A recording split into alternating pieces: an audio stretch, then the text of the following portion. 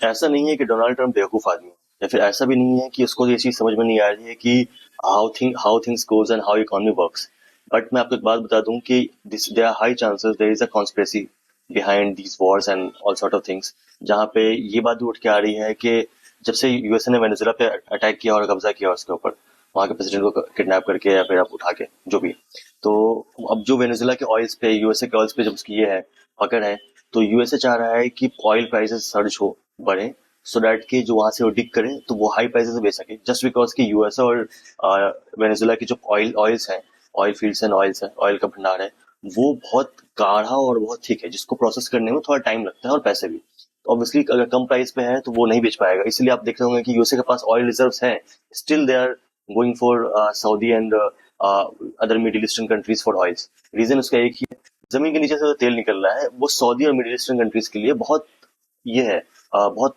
अच्छा और पतला है, वो उसको ज्यादा प्रोसेस करने में टाइम और पैसे नहीं लगते, इसलिए ऑयल सस्ता है। और यूरोप, आप लोग को लगता है कि भाई अगर इसके पास अच्छा खासा पैसा है और इतना तेल है, यूएसए के पास ऑयल रिजर्व्स हैं, तो अपना ऑयल रिजर्व्स क्यों नहीं निकालता है, और वेनेजुला भी। उसका रीजन यही है कि ऑयल को प्रोसेस करने में भी पैसे लगते हैं और कॉस्ट आता है, एंड सिंस वहां का जो ऑयल रिफाइनरीज और रिजर्व्स हैं उसमें ऑयल रिजर्व्स है, बट उसको प्रोसेस करने में बहुत पैसे लगते हैं, इस वजह से यूएसए नहीं चाह रहा था कि हम अपने ऑयल रिजर्व्स 10 15 20 साल तक खोलें। जब मिडिल ईस्ट का ऑयल खत्म हो जाएगा तब ऑयल का डोमिनेंस स्टार्ट होगा, एंड दैट डोमिनेंस में वो अभी जो अगर 100 रुपए पेट्रोल बिक रहा है, उस टाइम पे 400 रुपए भी पेट्रोल बिकेगा तो लोग खरीदेंगे। एंड इसी बेसिस पे वो चाह रहा था कि उसके ऑयल रिजर्व्स को वो जो गाढ़े हैं, जो नहीं निकल सकते, जो महंगे कॉस्टली हो रहे हैं, उसको वो महंगे करके उस टाइम में बेच सकता है। इसीलिए वो मिडिल ईस्ट के ऊपर और बाकी सारे कंट्रीज के ऊपर ऑयल्स के लिए डिपेंडेंट था। अभी उसने अगर रिसोर्सेज अपने निकाल दिए और ये खोल दिए, 20 साल 30 साल 40 साल के बाद यूएसए के पास भी कोई रिसोर्स ये नहीं बचेगा, ऑयल ऑयल रिजर्व नहीं बचेगा। सेम चीज वही है, अभी वो ऑयल के प्राइसेस जो सर्ज हुए हैं इसकी वजह से वो वेनेजुला के प्राइस को, ऑयल को भी निकाल के बेच सकता है। सो आप कह नहीं सकते हो कि